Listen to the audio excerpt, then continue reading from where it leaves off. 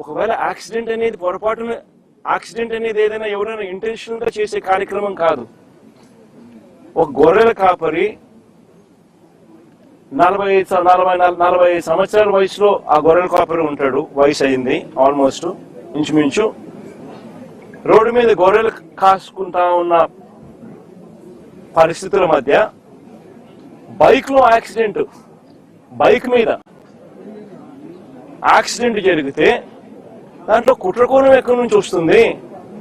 హత్య చేయాలి అని ముందుగానే ఆలోచన చేయాల్సిన పరిస్థితులు ఎందుకు వస్తాయి? ఆ మనిషి ఎవరో పరిచయం కూడా లేదు ఈ మనిషికి, ఈ పిల్లాడికి. వీళ్ళకి ఎవరికి పరిచయం కూడా లేదు ఆ మనిషి. Is just pedestrian. ఒక దారిన పోయే నడుచుకుంటూ పోయే ఒక వ్యక్తి. అన్ఫార్చునేట్ గా జరిగింది. చెయ్యాలనే ఉద్దేశం ఎవరికి ఉండదు. అలాంటి అన్ఫార్చునేట్ గా జరిగిన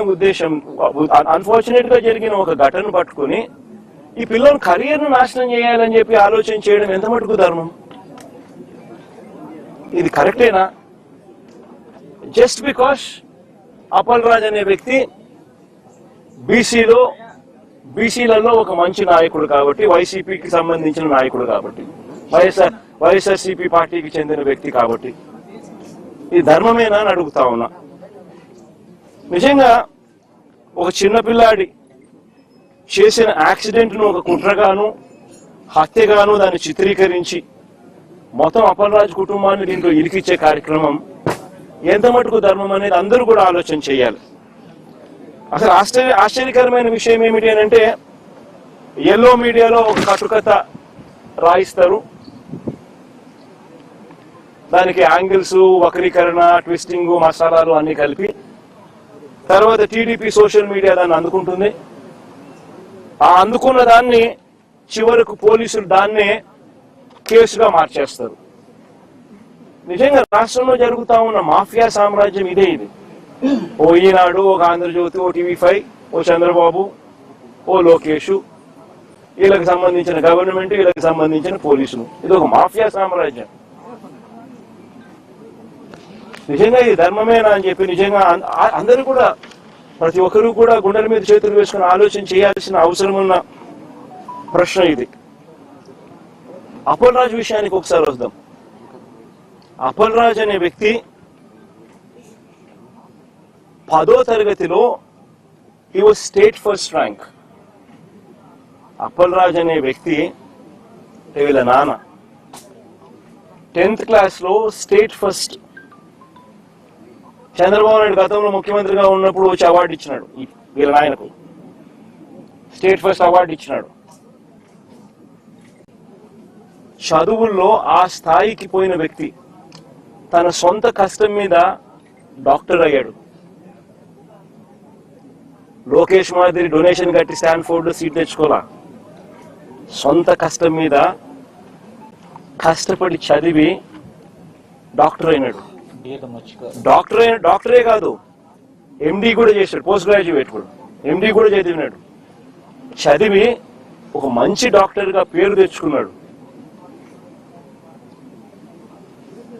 తర్వాత నేను టికెట్, వైఎస్ఆర్సీపీ తరఫున టికెట్ ఇస్తే ప్రజల ఆశీర్వాదాలతో ఎమ్మెల్యేగా అయ్యాడు. దాని తర్వాత మన పార్టీలో మంత్రిగా కూడా పనిచేశాడు. అంటే ఒక బీసీ నాయకుడు, ఒక అతి సామాన్యమైన కుటుంబం నుంచి వచ్చి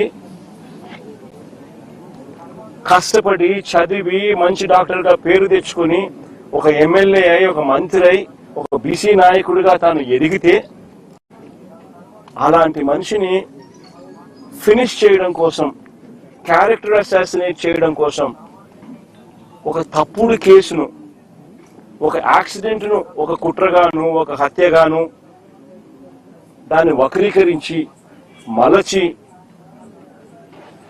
తన కెరీర్ ను నాశనం చేయాలని, తన క్యారెక్టర్ ను అసాసినేట్ చేయాలని, అప్పల్ రాజును నాశనం చేయాలి అని చెప్పి ఇంత దుర్మార్గపు ఆలోచన. ఆ దుర్మార్గపు ఆలోచన చేసే దాంట్లో కూడా కనీసం ఈ 18 ఏళ్ల పిల్లాడు, ఈ పిల్లోడి జీవితం నాశనం అవుతుందని కూడా కనీసం చంద్రబాబు నాయుడు ఆలోచన చేయడం లేదంటే నిజంగా అడుగుతా ఉన్నా. 80 ఏళ్ల వయసు వస్తా ఉంది చంద్రబాబు నాయుడు.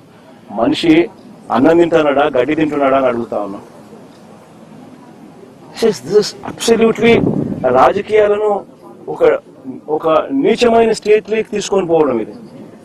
నేను అడుగుతా ఉన్నా, ఒక్కొక్కరికి ఒక్కొక్క న్యాయం ఉంటుందా అని చెప్పి. కొన్ని తెలుగుదేశం పార్టీకి సంబంధించిన వాళ్ళకి ఎక్కడికైనా వాళ్ళు ఎవరైనా యాక్సిడెంట్లు చేసినా, వాళ్ళ పిల్లలు కానీ వాళ్ళ బంధువులు కానీ ఎవరైనా యాక్సిడెంట్లు చేస్తే, లేదా వాళ్ళే యాక్సిడెంట్ చేస్తే, వాళ్ళ కారులో ఉండగానే యాక్సిడెంట్ జరిగితే మొత్తం కుటుంబాన్ని కూడా ఇదే మాదిరిగానే కేసులు కట్టి అరెస్టులు చేసి కుట్ర కోణము హత్య కోణం అని చెప్పి పెట్టే కార్యక్రమం జరుగుతుందా? చేస్తారా అని అడుగుతాను చంద్రబాబు నాయుడు గారిని. ఒక నిజంగా చేసేట్టుగా అయితే ఇచ్చాపురం టీడీపీ ఎమ్మెల్యే కారు ఢీకొని వృద్ధుడు మృతి. ఇచ్చాపురం ఎమ్మెల్యే స్వయంగా కారులో ఉండగానే కారు ఢీకొని వృద్ధుడు మృతి. ఇదే ఇదే ఇదే శ్రీకాకుళం జిల్లాలోనే నేను చెప్తా ఉన్నా, ఎక్కడికో బయటకు కూడా పోవడంలా.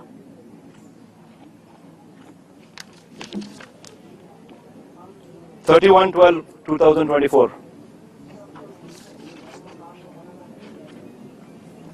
ఇంకో కేసు కూడా ఏదో ఉంది కదా, పాతపట్నం ఎమ్మెల్యే మామిడి గోవింద్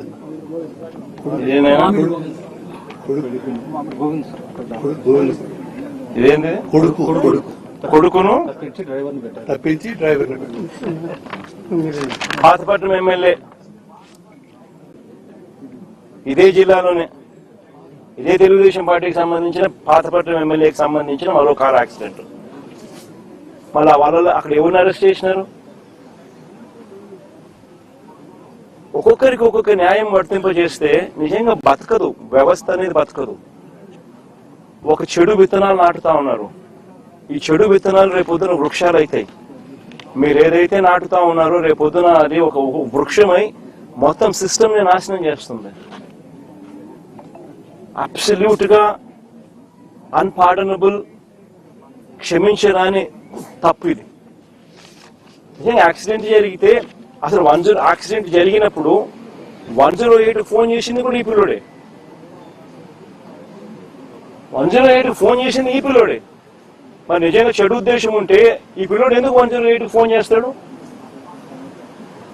108కు ఈ పిల్లోడు ఫోన్ చేయడమే కాదు, సిపిఆర్ కూడా, అంటే వాళ్ళ నాన్న డాక్టర్ కాబట్టి ఈ పిల్లోడు కూడా చూసి సిపిఆర్ చేస్తే, అంటే చెస్ట్ సిపిఆర్ అంటే ఫుల్ చెస్ట్ హార్ట్ పంప్ చేసే సిపిఆర్ది వాళ్ళ నాయన చేయడం చూసి ఆరాటపడి ఆ మనిషిని బతికించాలని చెప్పి సిపిఆర్ కూడా చేసినాడు అందరి ముందర.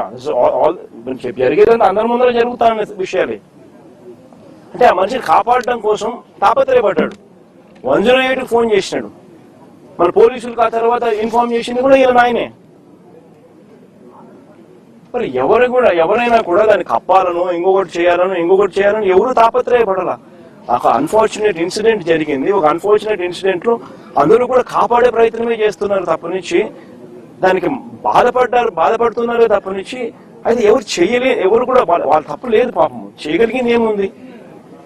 దాన్ని రాజకీయం చేయడం కోసం అని చెప్పి ఎంత దారుణంగా వీళ్ళు బిహేవ్ చేస్తా ఉన్నారు అని అంటే నిజంగా ఆశ్చర్యంగా అనిపిస్తుంది నాకైతే. ఇదే చంద్రబాబు నాయుడు గారు, నేను అడుగుతా ఉన్నా, ఈయన చేసింది ఏంది? యాక్సిడెంట్ లో మరణించిన ఆ వ్యక్తి, యాక్సిడెంట్ లో గొర్రెలు కాపరి మరణిస్తే దాన్ని రాజకీయం చేసేందుకు చంద్రబాబు నాయుడు ఏం చేసినాడు? పాఠశాలదని యాదవ్ మంత్రిని పంపిస్తాడు ఇక్కడికి. పాఠశాలదని ఒక యాదవ్ మంత్రి ఇక్కడికి వచ్చి ఈడ ర్యాలీలు చేయిస్తాడు కులాల మధ్య చిచ్చు పెట్టేదానికి. ధర్మమేనా ఇది? అంటే ఏ పక్కైనా మత్స్యకారుడే కదా, అంటే ఇల్లు కొట్టుకొని సావని ఆయన. అంటే ఏం తప్పు చేసినాడు పిల్లోడు? ఒక యాక్సిడెంట్ జరిగింది, పొరపాటున జరిగిన దానికి నిజంగా మనసులో ఎవరైనా ఉంటే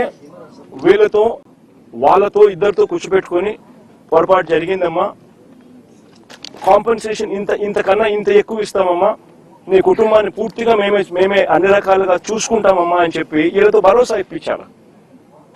నిజంగా అప్పలరాజు కూడా ఆ పని కూడా చేయడానికి కూడా ముందు కూడా పోయినాడు పాపం, మంచి ఉద్దేశంతో మంచి మనసుతోనే. ఇప్పుడు వీళ్ళు ఏం చేస్తా ఉన్నారు, దీన్ని రాజకీయం చేసి చెడగొట్టి వాళ్ళకి జరిగే మంచి కూడా జరగకోకుండా రాజకీయంగా ఒక యాదవ్ మంత్రిని ఇంటికి పంపించి ఒక యాదవ్ను అప్పలరాజు అంటే ఓ మత్స్యకారుడు ఈ పిల్లోడు 18 ఏళ్ళ పిల్లోడు కుట్ర చేసినాడంట, హత్య చేసినాడంట అని ర్యాలీలు. నిజంగా నేను అడుగుతా ఉన్నా, ఇదే చంద్రబాబు నాయుడు గారిని అడుగుతా ఉన్నా, నీకు మనిషివా రాక్షసుడివా అన్నది ఒకసారి నువ్వు ఆలోచన చేసుకోవాలా అని చెప్పి చంద్రబాబు నాయుడు గట్టిగా నిలదీస్తూ అడుగుతా ఉన్నా. ఎందుకంటే ఒక మనిషి అనేవానికి మనసు ఉండాలి. This is beyond repair. అంటే ఒక ఏ ఇన్సిడెంట్ అయినా కానీ వదలకూడదు, దాన్ని ట్విస్ట్ చేయాలా, వక్రీకరించాలా, ఎవరినైనా నాశనం చేయాలా, నీ రాజకీయ అవసరాల కోసమైనా ఆలోచన చేయడం దుర్మార్గం అనిపించడం లేదా మీకు? Absolutely disgraceful. నిజంగా అడుగుతాను, ఇదే యాదవుల మీద చంద్రబాబు నాయుడు గారికి నిజంగానే ఇంత ప్రేమ ఉంది అన్నమాట పోనీ వాస్తవమేనా అంటే అది లేదు. మన ప్రకాశం జిల్లాలో యాదవులు గొర్రెలు కాస్తా ఉంటే, కొన్ని పొలాల్లోకి పోయి ఏదో గొర్రెలు కాస్తా ఉంటే చంద్రబాబు నాయుడుకి సంబంధించిన వాళ్ళు యాదవ్ను కొట్టినారు ప్రకాశం జిల్లాలో. It's been reported. కొడితే కేసు ఎవరి మీద పెట్టినారు తెలుసా? కొట్టడం మీద కాదు, యాదవుల మీద కేసు పెట్టినారు. నిజంగా నేను మనిషికి యాదవుల మీద నిజంగా ప్రేమ ఉందా అని అడుగుతా ఉన్నా. విశాఖపట్నం మేయర్, మొట్టమొదట యాదవ మేయర్ చరిత్రలో ఇంతవరకు ఎప్పుడు విశాఖపట్నం మేయర్గా ఒక యాదవ కులస్తులు ఎప్పుడు మేయర్ కాలా. ఫస్ట్ టైం వైఎస్ఆర్సీపీ ప్రభుత్వంలో వైఎస్ఆర్సీపీ చేసింది ఒక యాదవ మహిళను మేయర్గా. ఈయన ఏం చేశాడు చంద్రబాబు నాయుడు? ఆయనకు నెంబర్స్ లేకపోయినా ప్రలోభాలతో ఏం చేసినాడు? ఆయన దింపేసినాడు. ఇదే యాదవుల మీద ప్రేమ. అంతేందుకు విశాఖపట్నంలో వైఎస్ఆర్సీపీ యాదవ భవనం కోసం విశాఖపట్నంలో ల్యాండ్ ఇచ్చింది.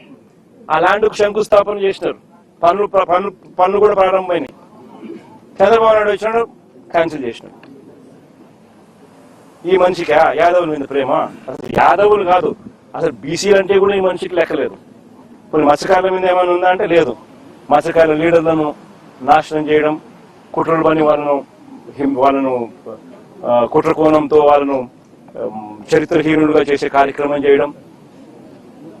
మొన్న విశాఖపట్నంలో మత్స్యకారులు చనిపోతే 7 మంది వేటకు పోయి అందులో 6 మంది చనిపోతే కనీసం మానవత్వం చూపరా. ఒక మంత్రి పోలే కనీసం ఆ ఇళ్ళకాడికి వాళ్ళని కనీసం ఓదార్చడానికి. పోయింది జగన్ అక్కడికి. ఈ మనిషి ఎవరి మీద ప్రేమ లేదు. అసలు పేదవాడు అనే పేదవాడి మీద అసలు ప్రేమే లేదు ఈ మనిషికి. బీసీలను ఓట్ బ్యాంక్ కింద వాడుకుంటాడే తప్ప బీసీల మీద ఏమాత్రం ప్రేమ లేదు. నిజంగా బీసీల మీద ప్రేమ ఉంటే అక్కచెల్లెమ్మలకు 0 వడ్డీ పథకం. అందరికన్నా నష్టపోయేది బీసీలే, బీదోళ్లే. ఎలక్షన్ మేనిఫెస్టో ఒకసారి చూడండి. 0 వడ్డీని 3 లక్షలు కాదు 10 లక్షలకి పెంచి చేస్తానని చెప్పి 0 వడ్డీ ఇస్తానని చెప్పి మేనిఫెస్టోలో కనిపిస్తుంది. 2 ఏళ్ళు అయింది, 3వ సంవత్సరం. ఇంతకు ముందు ఇస్తా ఉన్న 0 వడ్డీ ఇప్పుడు కూడా రద్దు చేసినాడు. పొదుపు సంఘాల రుణాలు తగ్గిపోయినాయి. 20,000 చిల్లర కోట్ల నుంచి వైఎస్ఆర్సీపీ ప్రభుత్వ హయాంలో 49,000 కోట్లకు మేము తీసుకొని పోతే, ఈ ప్రభుత్వం వచ్చిన తర్వాత చంద్రబాబు నాయుడు గారి హయాంలో 49,000 కోట్ల నుంచి పొదుపు సంఘాల రుణాలు ఈ రోజు తగ్గిపోయి 49,000 నుంచి 30 చిల్లర కోట్లకు వచ్చింది. 39,000 ఎంతో తగ్గిపోయి. చేయూత లేదు, ఆసరా లేదు, 0 వడ్డీ లేదు. గతంలో వైఎస్ఆర్సీపీ హయాంలో ఉన్న పథకాలన్నీ రద్దు. ఫీజు రీఇంబర్స్మెంట్ బకాయిలు దాదాపుగా 9,000 కోట్లు ఉన్నాయి. విద్యా దీవెన, వసతి దీవెన బకాయిలు. పిల్లలు చదువులు మానేస్తా ఉన్న పరిస్థితులు, చదువులు చదవలేక అందరికైనా నష్టపోయేది బీసీలే. ఈయన బీసీల గురించి మాట్లాడేది. మత్స్యకారుల కోసం వైఎస్ఆర్సీపీ ప్రభుత్వ హయాంలో మత్స్యకారుల కోసం ఎప్పుడు జరగని విధంగా 10 ఫిషింగ్ హార్బర్లు, ఎప్పుడు జరగని విధంగా 10 ఫిషింగ్ హార్బర్లు, 4 పోర్ట్లు మన హయాంలో 6 ఫిష్ ల్యాండింగ్ సెంటర్లు మనం ప్లాన్ చేస్తే కట్టడం మొదలెడితే ఈ మనిషి వచ్చిన తర్వాత ఏం చేస్తా ఉన్నాడు? ఇదే శ్రీకాకుళం జిల్లాలోనే మూలపేట పోర్టు ఎవరు మొదలు పెట్టినారు? ఇదే శ్రీకాకుళం జిల్లాలోనే బోడగట్లపాలెం మంచినీళ్ళపేట ఫిషింగ్ హార్బర్లు ఎవరు తీసుకొచ్చారు? వైఎస్ఆర్సీపీ ప్రభుత్వం. ఈయన ఏం చేస్తా ఉన్నాడు? స్కాములు చేస్తూ దానికి అమ్మకానికి పెట్టినాడు. స్కాములు చేయడం కోసం స్కాములు చేస్తూ పోర్ట్లు అమ్మకానికి, ఫిషింగ్ హార్బర్లు అమ్మకానికి, మత్స్యకారుల జీవితాలను సర్వనాశనం చేయడానికి కోసం ఈ మనిషి రెడీగా ఉన్నాడు. అసలు ఈ మనిషి చంద్రబాబు నాయుడు అనే వ్యక్తి సూపర్ 6లు లేవు, సూపర్ 7లు లేవు. ఎన్నికలప్పుడు బాండ్లు ఇచ్చినాడు, ప్రతి ఇంటికి పోయి బాండ్ ఇచ్చినాడు. పిల్లడు కనపడితే ఏమన్నాడు? నీకు 36,000, నీకు 36,000, నీకు 36,000. అమ్మ కనపడితే ఏమన్నాడు? నీకు 1,500 నెల, నీకు 1,500, నీకు 1,500, నీకు 1,500 అంటే 18,000, నీకు 18,000, నీకు 18,000, నీకు 18,000. మళ్ళీ 50 ఏళ్ళ ముసలి ఎవరు కనపడలేదు, విలేకరులు ఎవరు కనపడతాం? 50 ఏళ్ళలో 50 ఏళ్ళ ఎవరు కనపడితే ఏమంటాడు? నీకు 48,000, నీకు 48,000, నీకు 48,000. అందరికి బాండ్లు. ఆ మొగడి 15,000 కదా దేవుడు ఎరుగు, అందరికీ ఇస్తాన కదా దేవుడు ఎరుగు. 9,000, 8,000, అది కూడా ఫస్ట్ సంవత్సరం ఎవరికోటి. నోరు తెలిస్తే అబద్ధాలు, చేస్తేదంతా మోసాలు. ఇవన్నీ ఎవరైనా ప్రశ్నిస్తే, ప్రశ్నించే గొంతులు ఎక్కడైనా కనిపిస్తే వాళ్ళని ఇబ్బంది పెట్టడం, ప్రశ్నించే గొంతు లేకుండా చేయడం కోసం అని చెప్పి వాళ్ళ మీద ఆ తప్పుడు కేసులు, తప్పుడు ఆరోపణలు, వాళ్ళ జీవితాలు నాశనం అవుతాయని అన్న కనీస జ్ఞానం కూడా లేకుండా వాళ్ళ జీవితాలతో చెలగాటాలి. ఇది చంద్రబాబు నాయుడు గారి ప్రభుత్వంలో మనం చూస్తా ఉన్న వాస్తవాలు. నేను ఒకటే చెప్తా ఉన్నా, ఈ కుటుంబానికి, అప్పలరాజు కుటుంబానికి వైఎస్ఆర్సీపీ పార్టీ అండగా ఉంటుంది, తోడుగా ఉంటుంది. నా చెల్లెలు, అప్పలరాజు భార్య అన్ని రకాలుగా తోడుగా ఉంటారు వైఎస్ఆర్సీపీ అని చెప్పి మరొకసారి భరోసా ఇస్తాను. పార్టీ అన్ని రకాలుగా తోడుగా ఉంటుంది. అప్పలరాజు కూడా న్యాయమే గెలుస్తుంది, ధర్మమే గెలుస్తుంది. అప్పలరాజు కూడా ఖచ్చితంగా త్వరగానే బయటకు వస్తాడు. ఎందుకంటే న్యాయస్థానాలు ఇంకా బ్రతికే ఉన్నాయి ఈ దేశంలోనూ, ఈ రాష్ట్రంలోనూ అన్న వాస్తవం కూడా నిజమే. కాబట్టి త్వరలోనే ఆయన బయటకు వస్తాడు. బయటకు వచ్చిన తర్వాత చంద్రబాబు నాయుడు గారి ప్రభుత్వం మీద జరగబోయే యుద్ధం ఇంకా తీవ్ర స్థాయిలో, ఇంకా గట్టిగా కూడా చేసే కార్యక్రమం కూడా వైఎస్ఆర్సీపీ ఖచ్చితంగా చేస్తుంది.